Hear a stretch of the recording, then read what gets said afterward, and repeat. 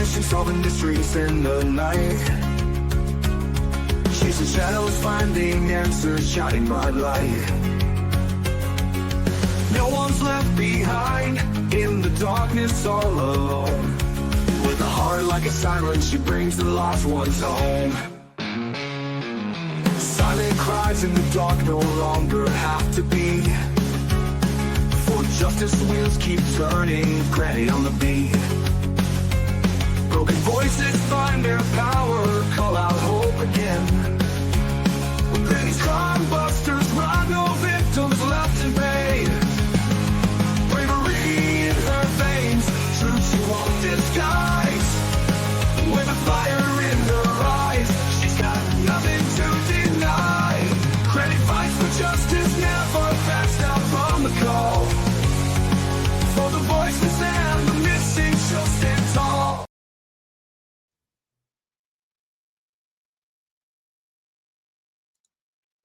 Hello, hello, everybody. We are continuing part 2 of day 1, Lori Vallow's trial for conspiracy to commit red rum against Brandon Boudreaux, her nephew, Melanie's husband at the time. We're going to get right into it right away today. So I'm going to share my screen with you. All right. Guys, my heart goes out to Brandon, and I think you'll feel the same way as we watch his testimony here. Thank you. The state will call Brandon Boudreaux.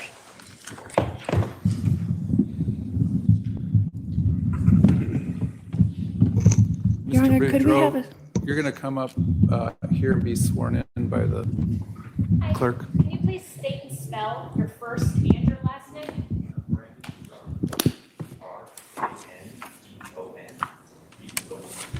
Thank you. Raise your right hand, please. You do solemnly swear the testimony you're about to give will be the truth, the whole truth, and nothing but the truth, so help you God? Yes. Thank you. All right, sir, go around the court reporter, have a seat up here to my left. Your Honor, could we have a sidebar? Is it about what we discussed earlier? Mm-hmm. The state's probably going to, you won't complete your direct before lunch? I don't believe so, no. Okay. Okay. I will, but not for a second.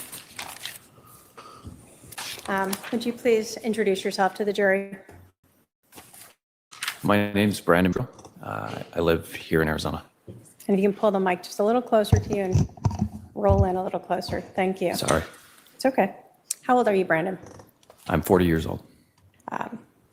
You said you're currently living in Arizona? I am, yes. What do you do for a living? Currently, I own a solar company. Okay. I want to talk to you sort of about your marriages. Are you currently married? I am. Do you have a prior marriage? I did, yes. I want to talk about your prior marriage. When did you get married initially? I was married initially October 31st, 2008. And who were you married to? Melanie Cope at the time, she became Boudreaux. How long were you and Melanie married? A little over 10 years. Did you two have any children? We have 4.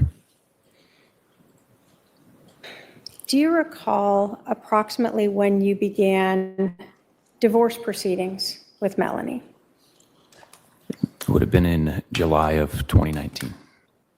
And do you recall approximately when your divorce with Melanie was finalized? It would have been in October of 2019. Was it before or after October 2nd? It was the middle of October. Okay. So after.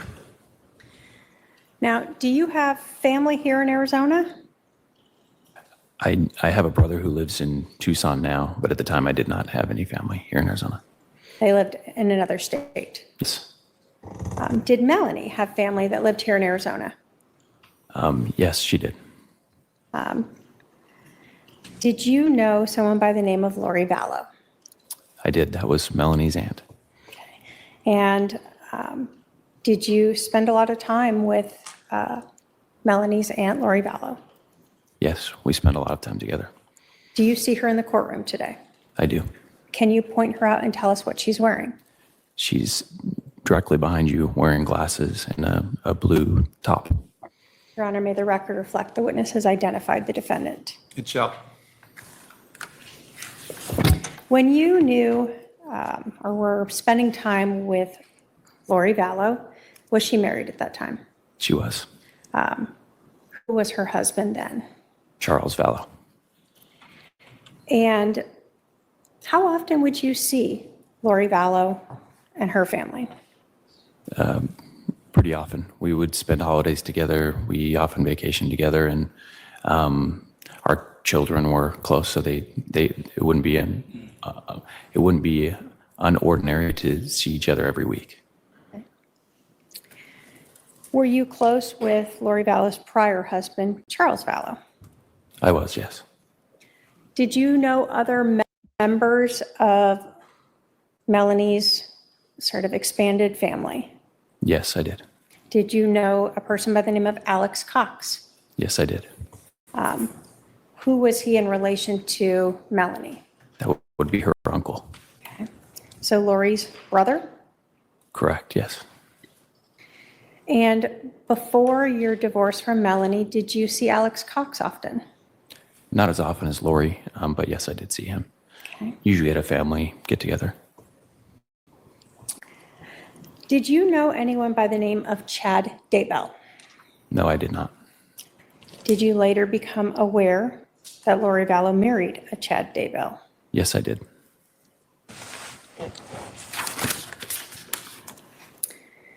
Can you try to describe for us the relationship between Melanie, your ex-wife, and her aunt, Lori Vallow?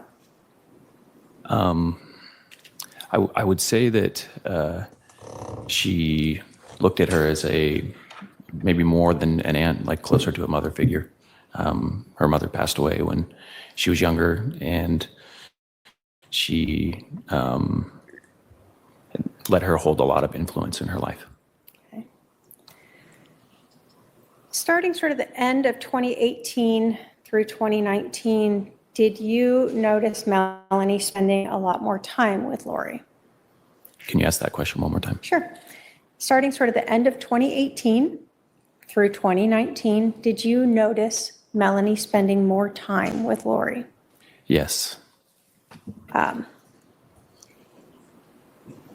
In 2019, did you start to notice issues with your marriage with Melanie? Yes, I did. Without going into what was said, did you ever speak with Charles Vallow about Lori Vallow interfering with your marriage with Melanie? Yes, I did. On a few occasions.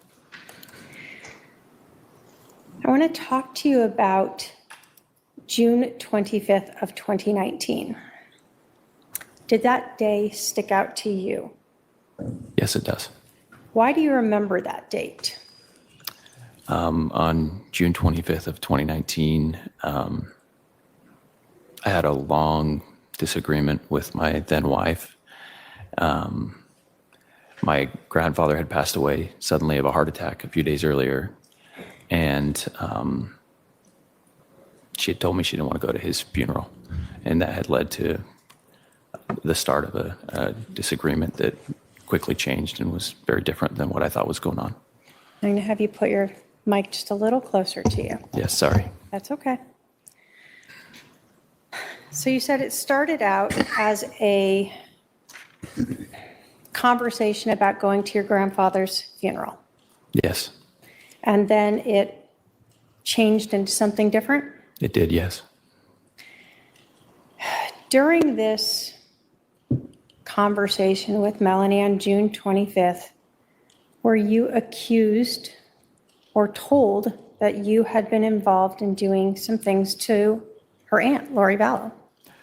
I was, yes. This sticks out because it was so bizarre to me. I was trying to talk to my wife about our relationship, and she was using different language that was confusing. She kept saying that she was going to reveal things about me, and it just didn't make sense. And then she accused me of hacking Lori's computer, which I knew I hadn't done, and I didn't know why it mattered to what we were talking about. So, that something like that sticks with you because it's just doesn't connect. Do you know how to hack into other people's computers? I do not. So you're being accused of hacking into Lori Vallow's computer. Did anything get raised during this conversation regarding your sexuality? Yeah, it was a very long argument. It started in the afternoon and went past midnight. And as things kept escalating, more different allegations that didn't make any sense kept coming up, and one of those was that God had revealed to her that I was gay, and that one stuck out because Charles had told me that that Lori was trying to convince her of that, which I thought was so bizarre. It just didn't make any sense. I was married and we had 4 kids. So.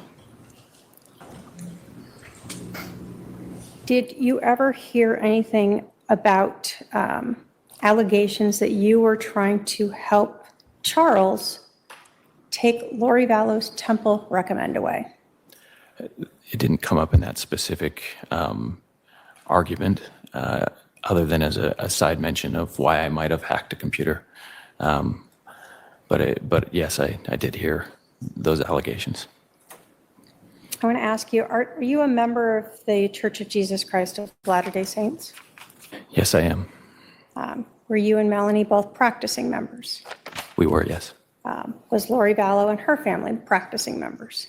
As far as I knew, yes. When we talk about a temple recommend, what is that?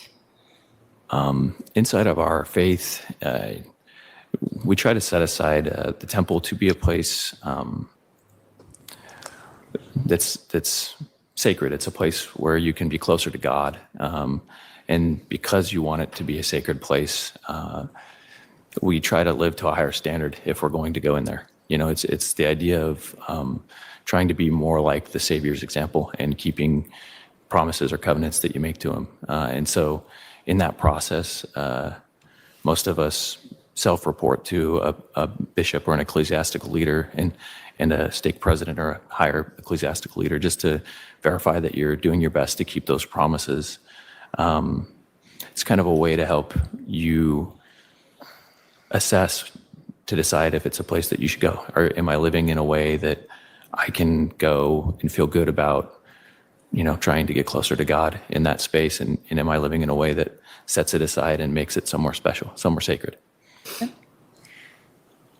If someone's temple recommend is removed who is a member of the Church of Jesus Christ of Latter-day Saints, is that a really significant thing? For most of us, we would feel like, personally, I would feel that way. It's something that is sacred to me and it is important. And so I would not want to lose that. It would be something that would reflect that I'm not doing a very good job of my goal to try to be more like my Savior. Okay.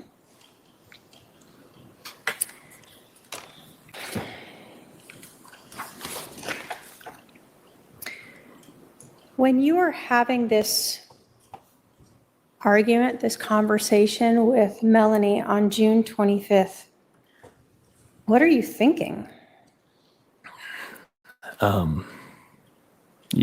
It began with just frustration, which when I took a little time and was introverted and thought about it, I realized wasn't fair. If she didn't want to go to a grandfather's funeral, I recognized that me feeling frustrated was something I should deal with myself, but not try to force someone else to do something that they weren't comfortable with. And then it was just really painful because the rest of it there's a lot of frustration that comes from, at the end of it, she was asking for a divorce and demanding that we end our marriage. And, I had 4 kids and this was going to change their entire world. It was going to change everything for my family.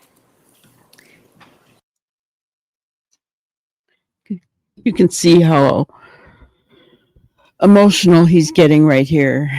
His family, it mattered a lot to him, right? When you think about, he said how he, did an introspection and kind of looked at himself and thought, no, I shouldn't force her to do something she's not comfortable with. I don't think it's asking too much of your wife to go to a family member's funeral. Do you guys? She was just using that as a way to get away from him. It wasn't about his grandfather at all, in my opinion. It was about everything that Lori had kind of brainwashed her about. Really sad. And I feel so badly for Brandon. Let's continue on. Did you, having spoken with Melanie, feel that Lori Vallow was involved in some of these things that Melanie was telling you that was why your divorce should end? Can you ask that question one more time? Sure. As you are listening to the things that Melanie was telling you that evening or afternoon into the evening, Keep in mind, this is 6 years later, guys. Brandon's just now being able to tell his truth. And it's still painful to him. It's still painful to him. He's remarried, right? That's, life has gone on. He has custody of his and Melanie's 4 children. There's been a custody battle ever since, but he was granted custody of the 4 children. But it's still very painful for him. Very painful. of June 25th, did you believe that Lori Vallow had been involved in some of these ideas that were being told to you as to why your marriage should end? Yeah, I mean, how else does her aunt's computer getting hacked even come up without Lori being involved? So I got pretty frustrated at one point, and I think I told her I'm going to take a break, and I texted Lori and Charles and tried to call both of them to discuss it with them because I wanted them to understand the gravity. This is my family. This is my kids. This changes the rest of their lives. It's not just whatever was going on for those two. So you told us that you just mentioned that you actually sent a text message or a couple of text messages to Lori Vallow that evening? Yes, I did. Can you scoot just a little closer? Thank you. Yeah, I'm sorry.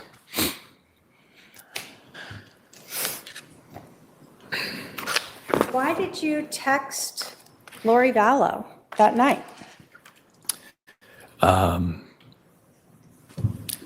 Hope that she would have integrity, that she would respond and acknowledge that I didn't hack her computer. I don't know. I don't know, honestly. Just hope, I was trying to find something to fix the problem. So you felt strongly enough that Lori Vallow was involved in these ideas that Melanie was putting at you that you actually reached out to her? Yes.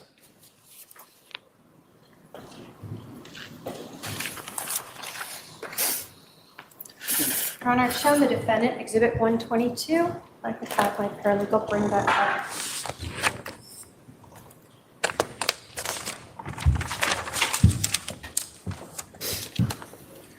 I want you to look at Exhibit 122. Do you recognize those text messages? Yes, I do. Are those messages that you sent to Lori Vallow on June 25th of 2019? Yes, they are. Do those relate to the allegations that were being told to you by Melanie that Lori had provided her? Yes, they do. And that was you trying to fix these things that were lies? Correct. State will move to admit Exhibit 122. Any objection? No objection. 122 is admitted. And if I may publish.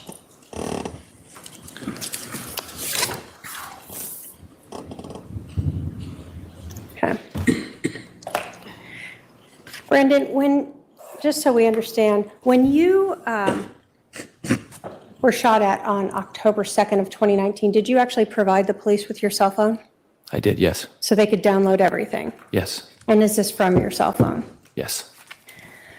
So we see on June 25th, 2019 at 6:45 PM, the first message that you sent? And was this phone number, the 808 number, Lori Vallow's phone number? Correct.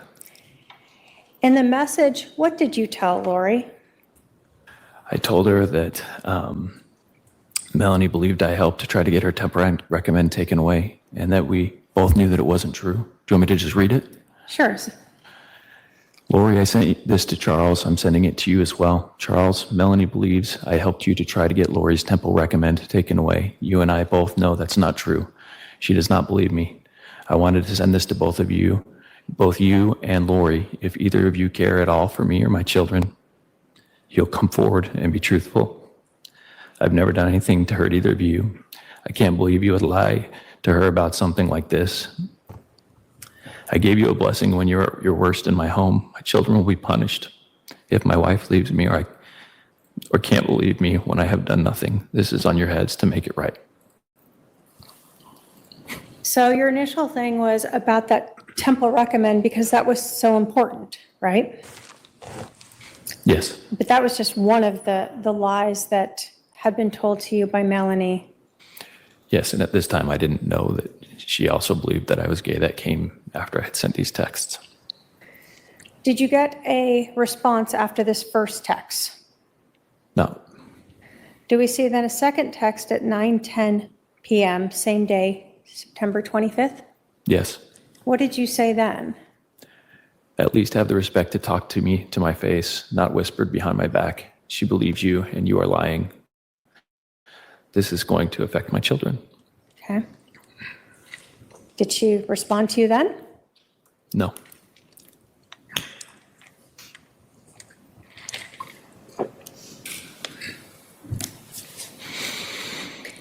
And a couple minutes later, did you send Lori another message? I did. What did you say then? I will not stop until the truth is known. It says I didn't dip, but a typo. I didn't do the things you said, and because I know I did not, I will find a way to prove it.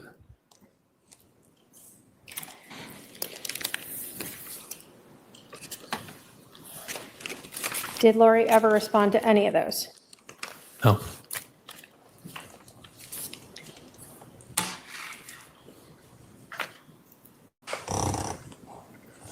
Were you able to convince Melanie that these things that Lori had told her were not true?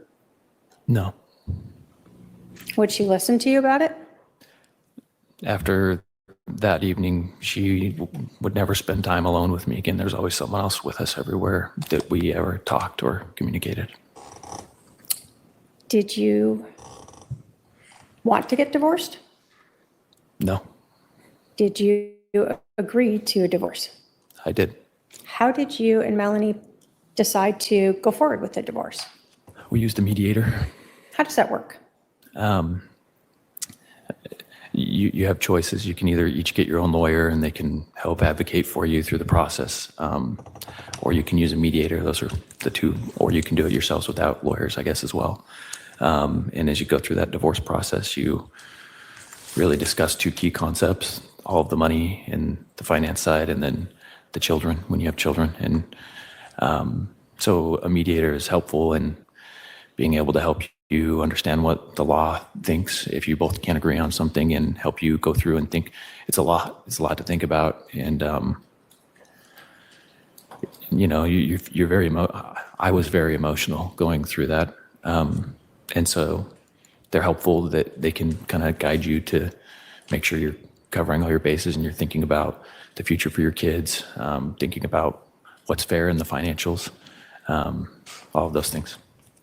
At that time, what were the ages of your kids? I know, I got to go back a few years. So in 2019, 9, Braxton would have been 9, And then I would add a 5-year-old and what would like be 2000, a 4-year-old and a 2-year-old.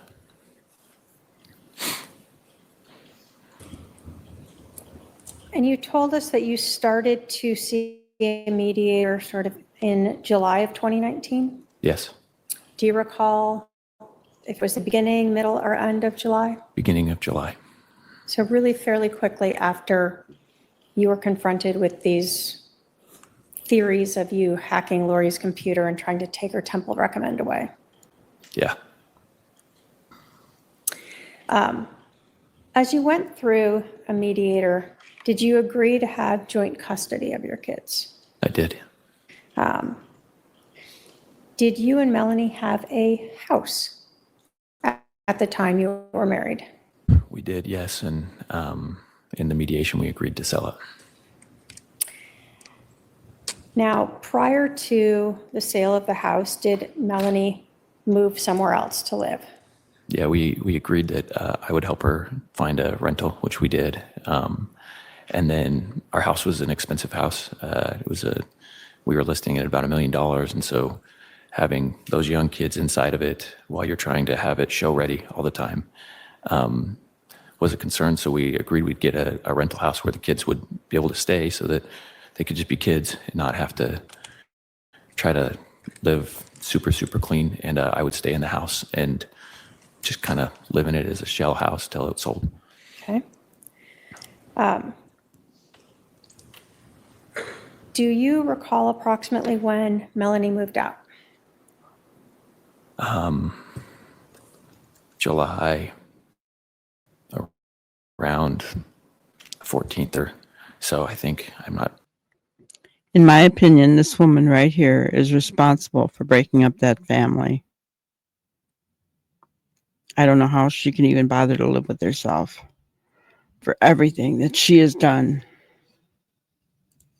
100. It's been 6 Mid-July? years. Yeah, mid-July. So the kids were living with Melanie in the rental house and you were in sort of I'll call it a community property house at this point. Do you recall when your house sold? In September, I think we got it under contract, and at which point I started looking for a rental house, probably, For yourself? yeah, for me to move into so that we could then do our joint 50-50 custody Okay. with our kids. Did you find a house to rent? I did. And was that the 3875 East Phelps Street in Gilbert? Yes. When you were looking for a residence, did you consider at all the location of Melanie's rental house? Yeah, I tried to, we had agreed we would stay within a couple miles of each other so that it would be convenient for each of us. And I also tried to move close to where I had before I had built the home that we had, I had lived in that same neighborhood. So I tried to move closely to a place my kids would be familiar. Okay. Did you sign a lease for that 3875 East Phelps Street on September 13th of 2019? Yes. What was your plan in terms of when you were going to move into that new house versus staying in the community home? I was going to stay in the community home until right before we finished everything up. So like the end of September, and then I would move over to the new house. And when was the community house supposed to close? October 1st. Okay. And what was the mediation agreement for that money on October 1st? Who would get what? It was going to be split between me and Melanie. And it was supposed to all go to one account, and then I would transfer the money over to her. Okay. So at some point, did the plan ever change as to when you were going to move into the Phelps house? Yes. I heard from Melanie that I had an option to get my kids early, which I was getting very limited time with my children. That was hard for me. You know, it's difficult going through transitions like that. So she had offered, she said she was going out of town and that I could have my kids early if I got the house early. And so I was excited, and I quickly changed my plans and made a quick move from the current house into the new house to get it ready, because when you have young kids, you have to kind of prepare. You can't just move them in. Everything needs to be kind of organized. During the mediation, had you and Melanie come up with an agreement as to when each of you would have the children? Yes. What was that agreement? Mondays and Tuesdays would be my days. Wednesdays and Thursdays would be her days. And then we would rotate weekends. So weekends for you guys was Friday through Sunday? Correct. And then how would you hand off the children, and what would happen with your youngest? I worked, so she would watch my youngest even on my days. And then handoffs would happen at school. If they were in school, we would just drop off and the other person would do the pickup. If they weren't in school, then it would be drop off at each other's houses. Okay. So you said you worked. Did Melanie work? She did not. Okay. So Melanie kind of just tells you she's going out of town on the 26th and offers the children to you. Do you recall about when you moved into now this residence on Phelps? It's been a really long time. Shortly after, I think, that conversation, about a few days prior to when I got the kids. I think it took me a couple days to move in. So you had the kids on the 26th. I did, yeah. How did you told us you had been planning to move in a little bit later. How did you get moved earlier, quicker? Did you have people help you? What'd you do? My neighbors that lived across the street from me at the house that I was selling noticed that I was moving and offered to help. I just went and got a truck and decided to move. I was excited. I didn't tell anybody even. I just kind of jumped after it, and then one other friend found out, and he brought another friend. So there's 4 people who helped me move, and they were the only people. I mean, I immediately had my kids after. They're the only people who even knew that I had moved. It was a very quick decision. Now, you told us that part of the agreement would be that you and Melanie would drop off the kids. At any time, did Melanie ask you for the address of your new residence? Yes, she did. Did you provide it to her? Yes, I did. You think anything of it when she asked you that? I mean, no, I had said I would give her my address always. We had to drop each other the kids, so she had to know where I lived. Okay. You told us that you hadn't told anyone else your address? Yeah, it wasn't like out of secrecy. It just hadn't come up yet because it was so quick. So Melanie knew your address, Yes, and then you said 2 of your neighbors helped you move, correct. so they knew your address. And then you said one of your friends helped you move? And he brought another friend, so 2 of my friends knew where I lived. Okay, so 5 people knew your address? Yes. Shown Defense Counsel 123, if I can have my paralegal approach.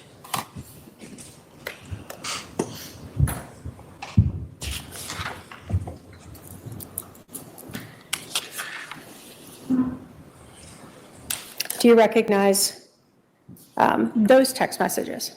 Yes, I do. Are those the text message between you and Melanie where she asks you for your new address and you provide it to her? They are. And was that on September 17th of 2019? It is. Your Honor, the state will move to admit Exhibit 123. Any objection? So the state is laying the groundwork here to prove that Melanie was instrumental in giving Lori and Alex Brandon's address. He had just moved, guys. It wasn't public knowledge. There was only 5 people actually, who knew Melanie. And why would Brandon have any problem giving his address to the mother of his child, right? And the 4 people that moved him, which none of them knew Lori Vallow. So, why, or Alex Cox. So why would they even know to give her that information? On the other hand, Melanie and Lori spoke all the time because they were so close. in my opinion, and this is my opinion only, Melanie knew exactly what was going to happen. Melanie was a part of this. No objection. 123 is admitted. The state will move to publish. Go ahead.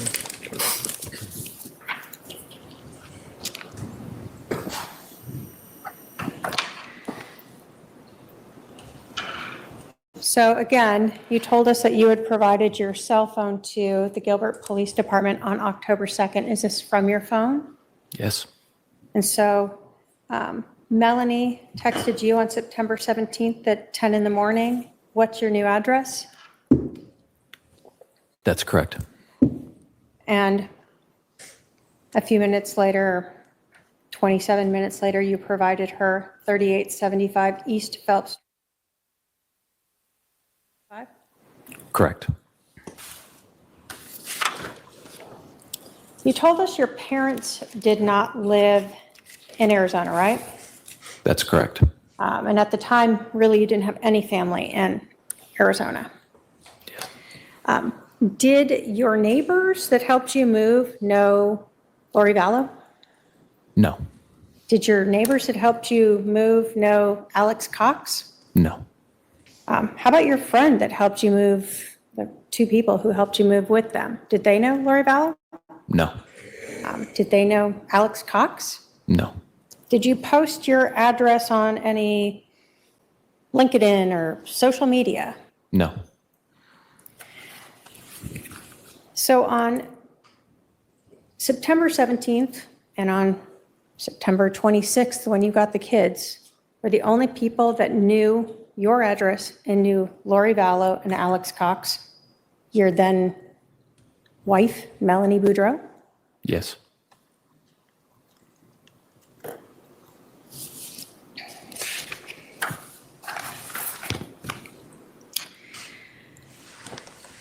So on September 26th, you're in your rental house on Phelps Street. You have your children with you. And is this sort of the first time you have been there with your kids? yes, Okay. And this was over a weekend, correct? correct. So you had your kids sort of that weekend of Saturday, the 27th and 28th. And then did you follow your normal schedule now of Monday and Tuesday having the kids?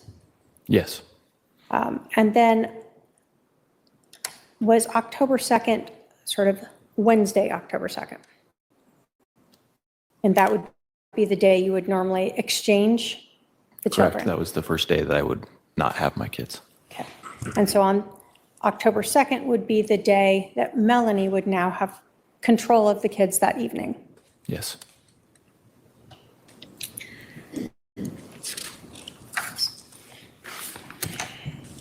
So I want to talk a little bit about your schedule with your kids the morning of October 2nd. okay. Can you tell us sort of what your general schedule was? What'd you get up and do with all the kids? Yeah, it's been a long time. You know, my kids are different now, but back then, I would probably wake up an hour and a half early. Got to wake each kid up individually. Kind of, each of them has different needs. I think Breeze was still in diapers. Blake might have even still been in diapers. So you wake them up, you make sure that you get them cleaned up, changed, you feed them. Got to get 3 of the 4 of them dressed. They don't know how to dress themselves. So you got to give yourself time. So probably an hour and a half making food, getting kids ready, making sure everybody's good to go and prepared so that when you get within a short amount of time of school, you can get the 2 that are in elementary school there on time. All right, so you said you had 2 that were in elementary school. Are they in the same school? Yes, And so that leaves 2 other kids. yes. What did you do with the other 2 kids? Blake was in like a pre-K preschool that was right by the new rental that we got Melanie, and then I dropped Breeze off at Melanie's. Well, she didn't want me to come to her house, so I would drop her off at the park and then watch her run to her mom. Okay. Do you recall approximately when you left the house that morning to start taking the kids to drop them off at their different locations? Let me ask you this. Do you recall approximately when the kids had to be at school? 7. I probably would have left at 7:30. They probably started at 7:50. That's And were the schools you said close to your Phelps Street? it was like probably a 5 or 10 minute drive, depending on if there was some traffic or not. Okay. So who did you handle first? Where did you go first? I'd always drop the 2 that were in elementary school first. That was on the way to their mom's house. So we would take those 2, drop them at their school, and then I would drive the rest of the way to their mom's house and at the park and drop at the park right there by her house. And then I would go drop Blake at his school. Okay. So on the morning of October 2nd, did you follow that same schedule and go to the park to drop off your youngest? Yes. And how would Melanie know that you were there? I would text. Okay. Did you do that morning? I did. And then you said you would kind of just once you knew she was there, let your daughter go to her. Yeah. So would you visually see her and then let your youngest go to her? Of course, yeah.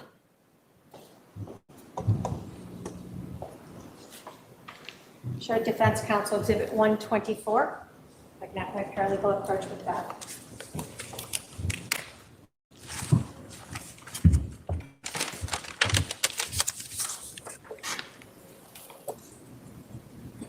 Do you recognize those text messages? Yes. And are they from October 2nd of 2019 around 7:40 in the morning? Yes. And do they reflect you letting Melanie know that you were there with your youngest? Yes. State will move to admit 124. Any objection? No objection. 124 is admitted. If I may publish.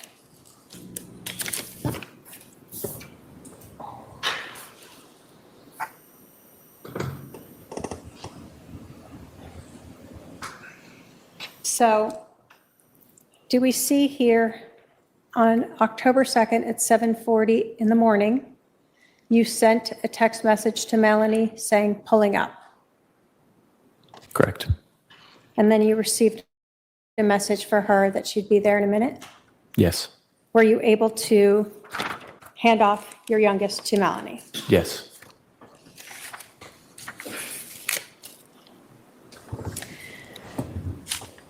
Did you go home after that? I did not. Did you tell Melanie where you were going after that? I did not. Where did you go? I went to the gym. How long, well, let me ask you this. Where was the gym in relation to your Phelps house? It was a couple minutes away. It was on the way. It was midway between her and my Phelps house. Okay. And how long were you at the gym? About? Hour and a half. Okay. Can you tell us what kind of car you were driving back in October of 2019? It was a black Tesla Model X. Okay. 2-door or 4-door?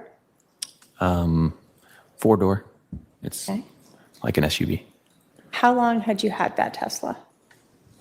A few years. I bought it, I want to say 3 or 4 years earlier. Okay. So Melanie knew about that car? Yes. You had had it when you two were together, Correct.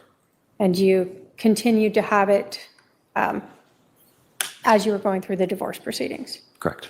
And you drove that Tesla to that park when you exchanged your youngest. Yes, I did. I'm going to talk a little bit about Tesla vehicles. They're electric, right? They are, yeah. Do they drive a little different than gas cars? They do, yes. Can you tell us first about the acceleration? When you're driving a Tesla, they have when you take your foot off the gas, they built in a system that makes it slow down, so it like brakes for you. So they call it one pedal driving, but so when you push it, it'll accelerate really fast because That's just how electric motors work. The torque's very quick, so you can go much quicker. And it also, when you take your foot off the gas, it'll slow down a lot quicker too if you leave that feature on. So it drives very different than a gas car. You don't use the brakes as much. Okay. So if you take your foot completely off the acceleration pedal, it almost stops? Yeah, it can be very abrupt. It can feel like hitting the brakes. And so had you learned over those years how to kind of slow down by taking your foot slowly off that acceleration pedal? Yeah, you drive different.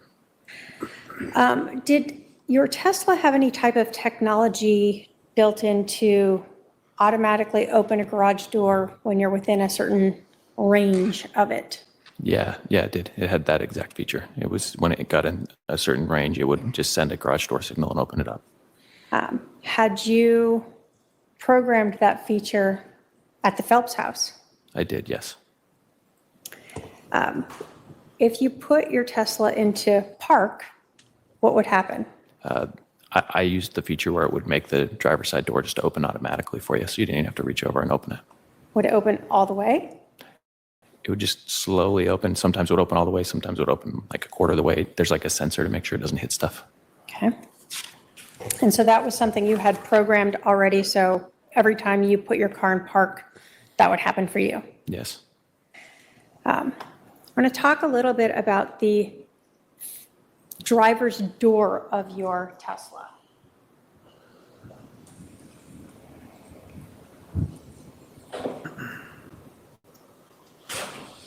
In a lot of cars, we see a metal frame that goes around the window. Did your Tesla have that? No, they make the window seal up into the frame of the car, and so there's no top frame on the door itself, no metal top frame.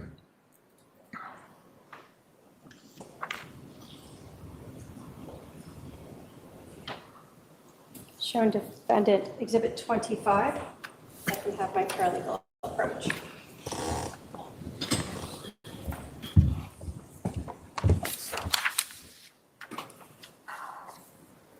Do you recognize what that photo is? That's a photo of my car. And does that show the door itself without the glass, but the frame of the door? Yeah, does a really good job showing that. State will move to admit exhibit 25. Any objection? No objection. 25 is admitted.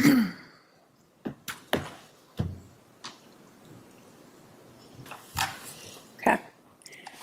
So is this actually a picture of your vehicle from October 2nd of 2019? Yes. And so we can see that there's no sort of metal frame around where the window would be, right? Correct. Okay. And is this actually your glass window right here? Yes, I believe it fell out when I opened the door, or when I put my car in park. Okay.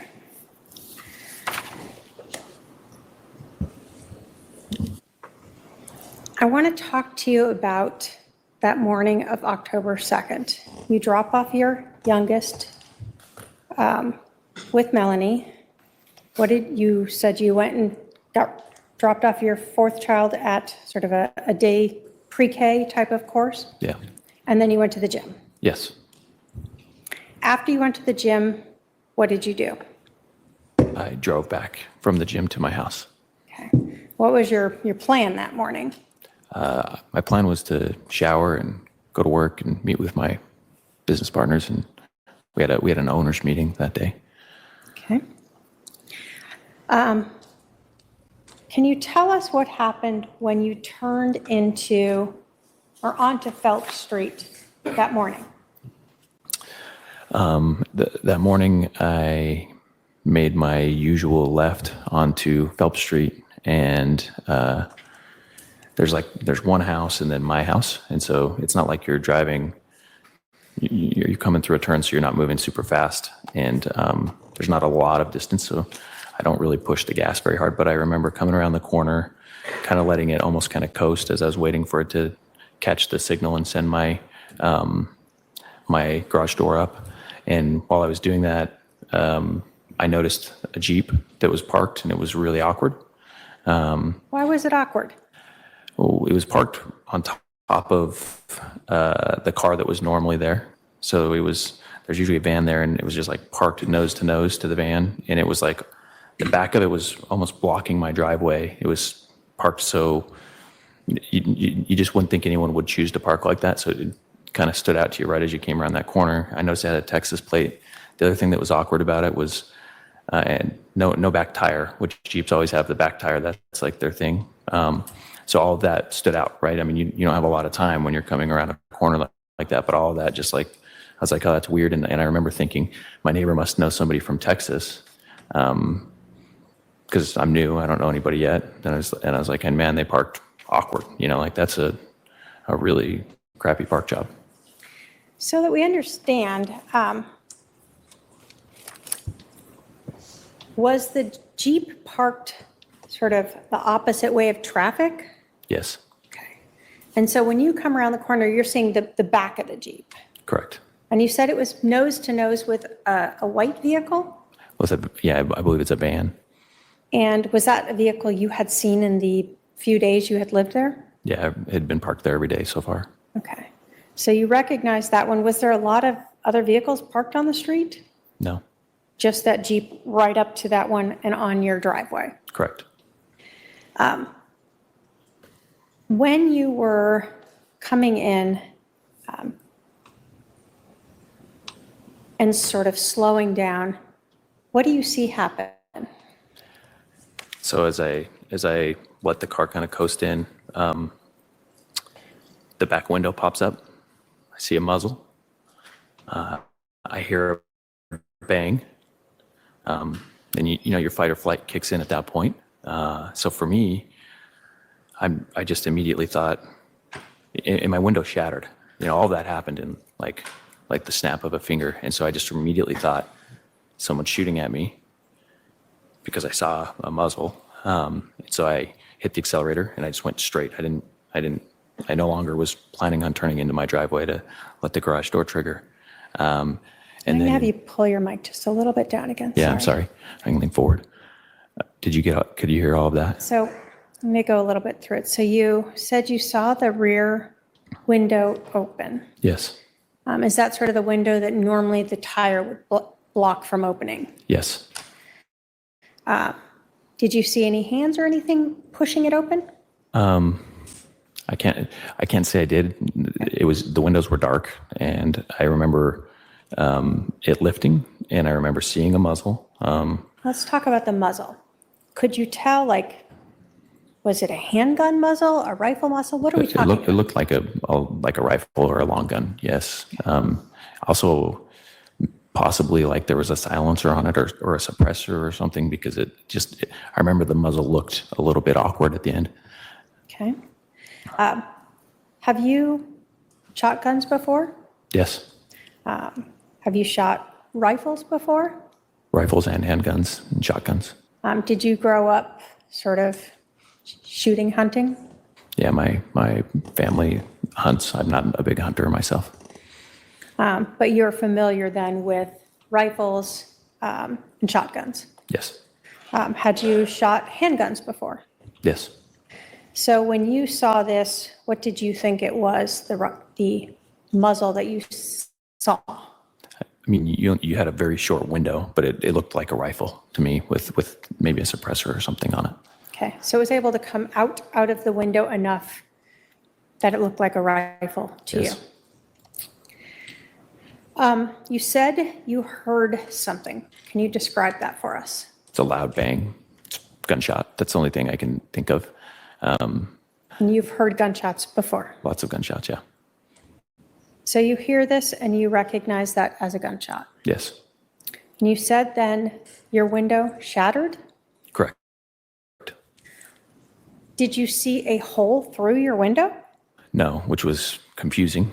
So I was, all this stuff is happening quick. I'm sure I had some kind of, what's the word I'm looking for? Shock, some form of shock. I'm sure there's a little bit of that.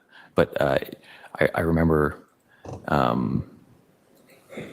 the first thought I had was I need to call 911. Someone just shot at me. So that I remember my phone flying forward and backward because I was driving quickly and accelerating quickly. I remember getting my phone and calling 911 and just, I mean, I remember having a hard time breathing, just feeling overwhelmed that somebody shot at me. And then I think maybe because I was feeling a little guilty or something, I remember thinking like, oh, maybe, I mean, there's no bullet in my car. I don't see a bullet hole anywhere. Maybe they did, maybe it wasn't a real gun. Maybe I'm overthinking this, you have a lot of thoughts going through your head. Did you ever say maybe it was a paint gun? Yes, I think I did. Thinking now, have you seen a paint gun before? Yeah, I've played paintball lots of times. Does paint come out? And Not as loud and it marks stuff everywhere. would it have left, in your experience, having fired paint guns, does it shoot out paint that you would then see? Yeah, wherever it hits, it leaves a bunch. I mean, that's why it's called paintball. Did you see any paint on your window? No, Were you thinking clearly at that point when you're thinking about that? I think there's a lot of thoughts that go through your mind. It was a very stressful situation. I've never had someone shoot at me before.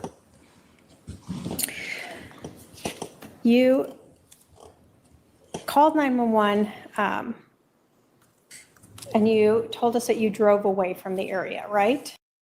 Yeah, I accelerated, went around a corner, and I parked by, there's a pool right there in the community. So I pulled over and parked next to the pool. I want to show defense counsel. I did two different maps of the area.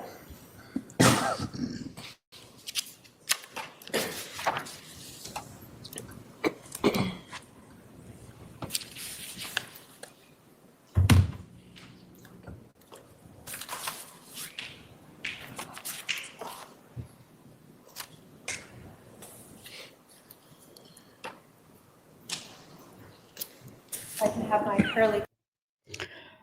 Sorry, guys, I didn't realize I was muted, but I can't imagine what he was feeling at that moment. And when you see the pictures of this vehicle and you see where the bullet went into the frame of his car, it is literally inches above his head, guys. I can't imagine what he had to have heard that, right? He said he heard a loud bang. What he was probably hearing was the bullet going into and exploding into the frame of his car. Of course he was in shock. Of course he's thinking, well, why would somebody shoot at me? Oh my gosh. Should I be calling 911? Maybe it was a paint gun. He's going to be thinking all kinds of things, right? Oh, wait until you see the car, guys. Approach with exhibits 1 and 3.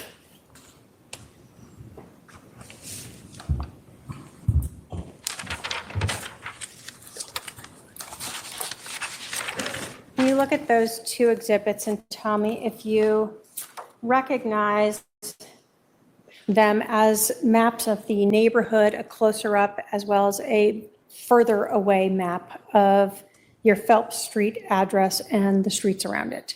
Correct. Yes, they are. And those are sort of accurate maps of that whole area. Yeah, I'd say they're accurate.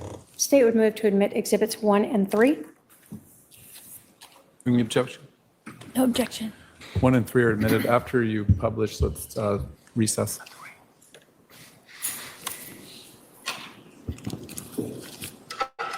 I'm going to start with 1.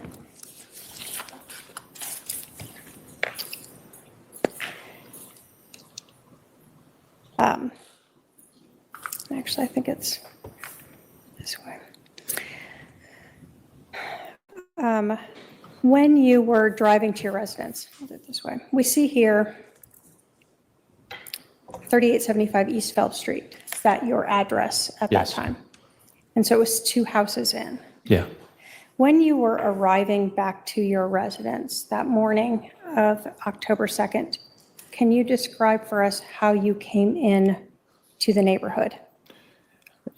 I guess people probably can't see when I point. Huh? I would have gone up. Let me pull out just a little bit. I would have come around where the map kind of starts there, yeah, where your pen was. If you go down that corner, I would have come there off Fairview, come all the way up, gone up that street where your pen was, and gone. And that's the way that I came in, Okay. where your pen just traced. So you went through this intersection and then you turned left here, and that's where you saw, as you turned that corner, that Jeep Wrangler. Correct. Did you notice if the Jeep had 2 or 4 doors? 2 doors. Okay. Did you notice anything about the license plate? It was a Texas plate. Were you able to get the license plate number? I was not. After the shooting, you told us that you sort of took off, and I'm putting exhibit 3 up now. I'm going to zoom in a little bit here.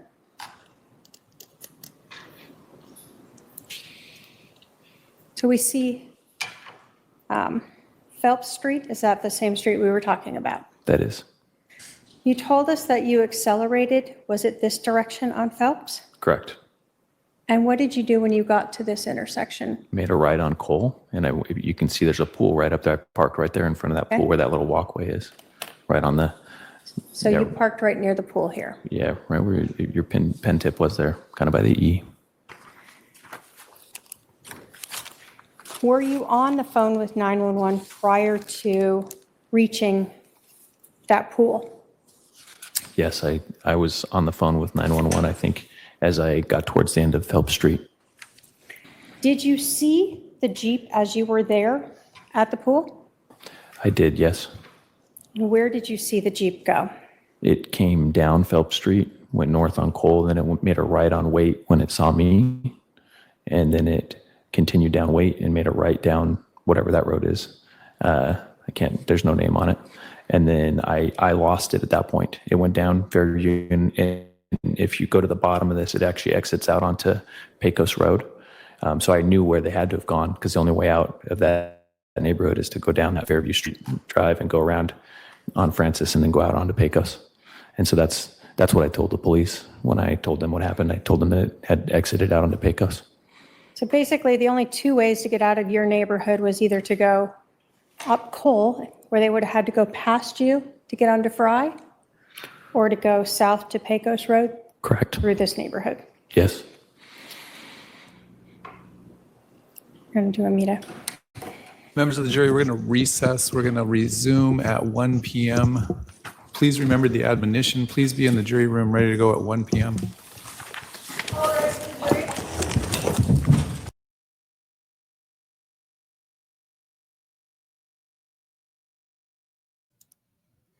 So they did take a little bit of a recess there. I wanted to show you the picture of, let's see if it's on this one.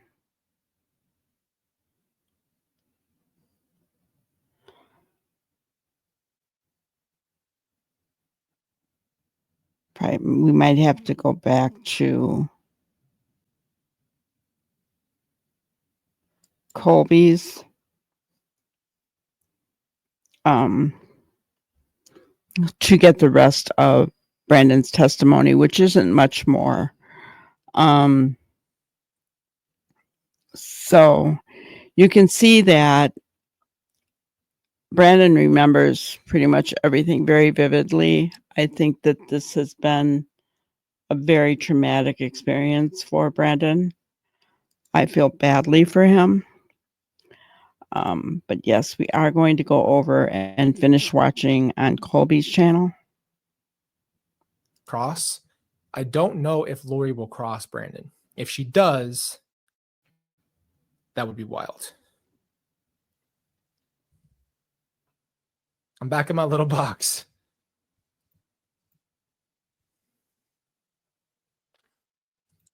Oh, everything that's happening in live time since we're watching it together anyway. Okay, so I appreciate you guys. If there's anything that you're reading currently, I know Nate is tweeting, live tweeting. all that stuff. But since we're watching it live together, we'll just react as it happens for us. Broke, we were talking about your travel and the travel of the Jeep after the shooting, correct? Correct.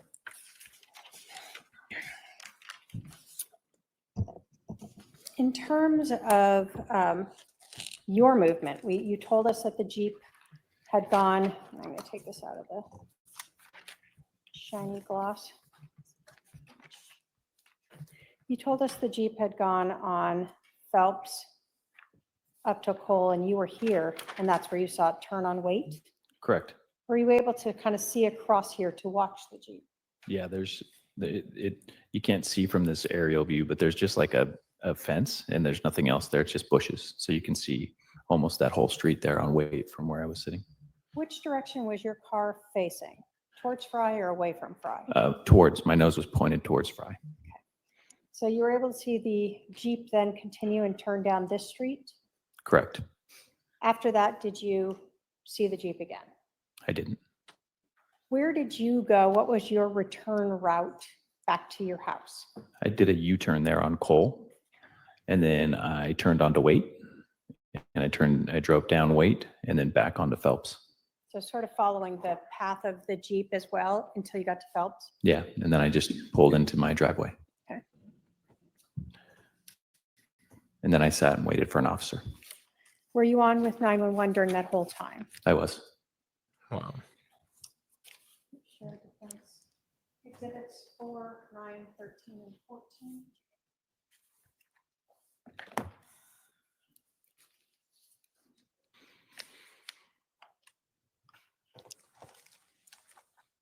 When you came back to your house, well, let me ask you, I want to ask you some distance.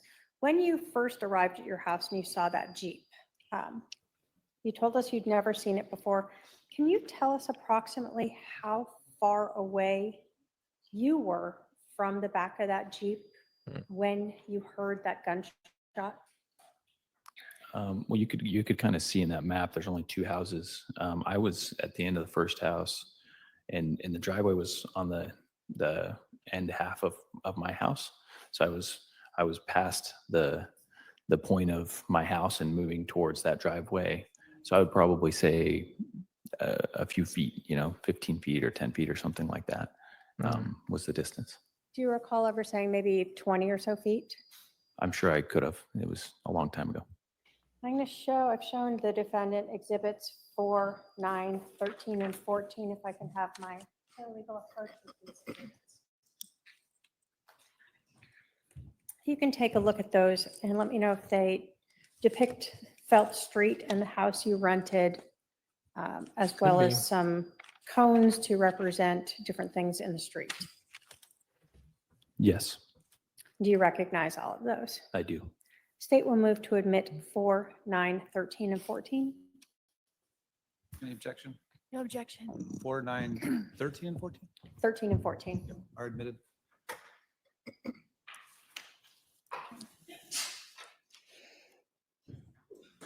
I'm going to start with 4. In this photograph, we see a police car down here. Oops, keep hitting the camera. Is this your car here? It is. So is this the street that when you're turning down Phelps, you're talking about coming from this end? Yes, So you passed one house and your house is the second house. correct. Okay. And that's the white van that was parked there. Okay. So we have another photo. Let me first kind of go here. In this photograph, is this your residence? And this is exhibit 9. Yes, Okay. And this is your driveway. correct. It's on the outside And edge. so is this the area? Well, let me ask you, where was the Jeep parked? You can see just the front of the white van's bumper there. It literally, the bumper of the Jeep was touching that van's bumper, was just right on top of it. So the back of the Jeep would have been right where your pen point is right now. Okay, so right at the edge of your driveway? Correct.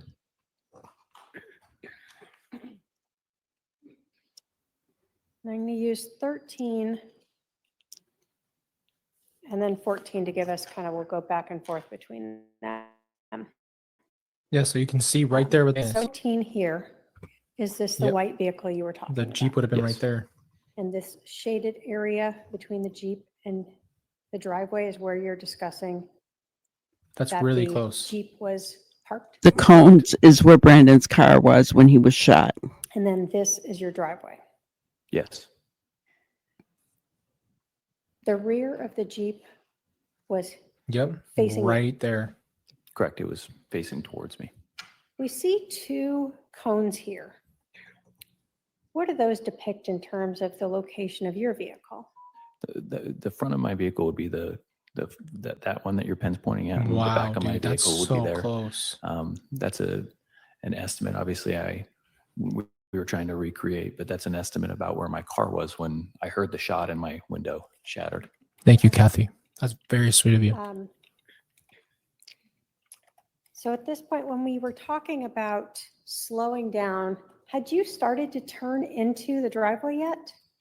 No, So you were still sort of straightforward. correct. Okay. Guys, that's close. And so the distance that Right we're there. talking Yeah, about that's freaking close. is what we see here in 13 from this cone to the edge of your driveway here. Correct. So a little over the width of your driveway. 100%. Yeah.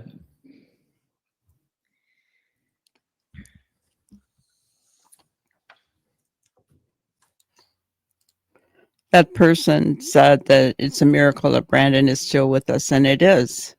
When you think about how close that was, it's amazing that he didn't lose his life.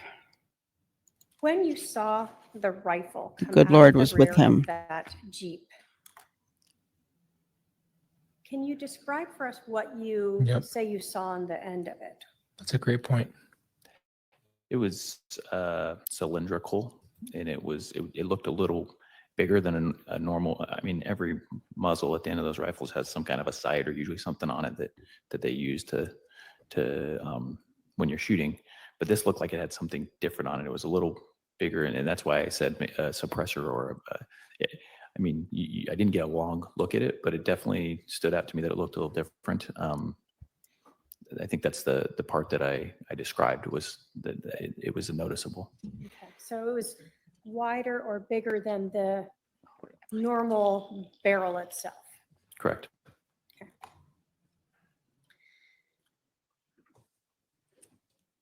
When the window shattered next to you, did anything come in to you that you recognized at that time? No. Did you understand at that point there wasn't a hole in your window? Correct. Yeah.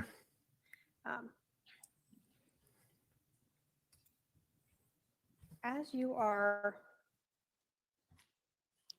hear that bang and see your window shatter here, is that then when you accelerate this direction that we see down Exhibit 14?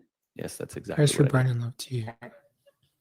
And then when you got to the end of this street, which direction did you go? A lot of feelings. And then you headed straight up Cole and stopped at that park or whatever with the pool. Yes. God. 100%. As you are, I agree 100%. I think at this point, God said, no more. No more. Not going to get away with any more. He intervened on behalf of Brandon. And I believe that 100%. waiting in the driveway here in your car, did you get out of it? I know you said the door opened, but did you get out? I didn't get out and look at my car. Door opened, the window fell down, and I think that I just kind of let the window fall there, and I might have moved like part of the window over, but I'm pretty sure I did. I think that and I'd have to probably review, but I'm pretty sure they asked me to stay in my car till the police officer arrived.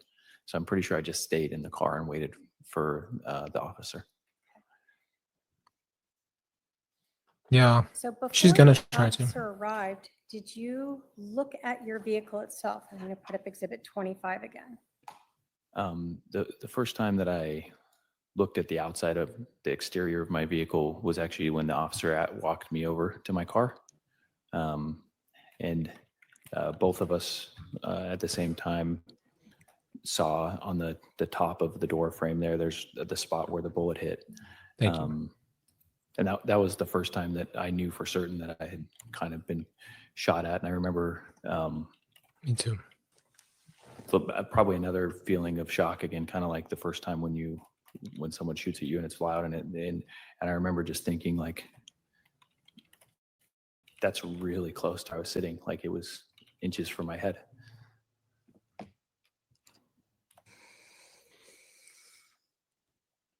Show the defendant Exhibit 26. Have our legal approach.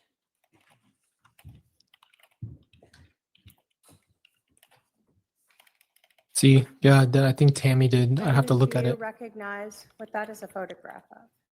Yes, What is that a photograph of? that's the photograph of the top of my car. That show the bullet hole that you saw? It does, yes. Guys, as you look at this, look at where his head would have been in this car and where the bullet hit. State will move to admit Exhibit 26. Any objection? No objection. 26 is admitted.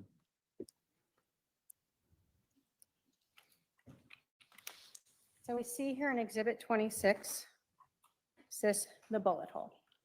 That is. Look how This close is that where is. his head would have been. No, Was your window broken before this? no. His head would have been right there. And you were sitting right here? Correct. You can't see it as well, but that's Yeah, bro, when you that's- sit in that with the way I was sitting in the chair, my head would have been right at that Right level. there. Right there to right there. I mean, literally. So I'm going to stop it for right there. You guys kind of have the gist of what happened. That's an incredible scene where that bullet hole was. Later testimony in the day, Lori tried to make it sound as though a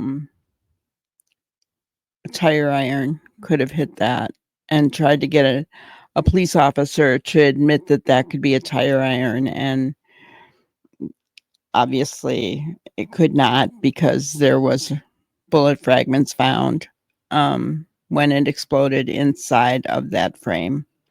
So obviously that, it was a bullet and his head would have been right below it, guys. It was just a matter of inches. The Lord really was on his side. And so that was basically, and you can understand why Travis has been, or Brandon has been so affected by what happened to him. He almost lost his life, just a matter of inches. And you can't help but feel for him. I shared a grannyism earlier, and I'm going to share the same one because it reminds me of Brandon. Nobody has the right to judge you because nobody has been through what you've been through. They might have heard the stories, but they don't feel the pain in your heart. Not only was he almost shot and his life taken away, but he did lose his wife and, his family unit. He does have custody of his kids, but he loved his family. He loved everything about it. So he lost a lot here, not to mention that he almost lost his life. So we will continue on with little excerpts, but this will probably be the longest part of, until I guess Lori cross-examines, but we will continue to go over this trial. All I can say is pray for justice for Brandon because he deserves it. And then Lori Vallow can go away back to prison where she belongs, never to be heard from again, prayerfully. So thank you guys for being here. Please hit the like button. And we'll see you live at 5 p.m. Central Time. Thanks, guys. Thank you for watching another episode of Granny's Crime Busters. We really appreciate each and every one of you. Don't forget to subscribe and like and even share the content. You can follow us on any of our other social media platforms at YouTube, Twitter, Instagram, Facebook, and TikTok. We really appreciate you guys, and you can also email us at grannyscrimebusters@gmail.com. Thank you so much, and we will see you on the next one. Thanks, guys.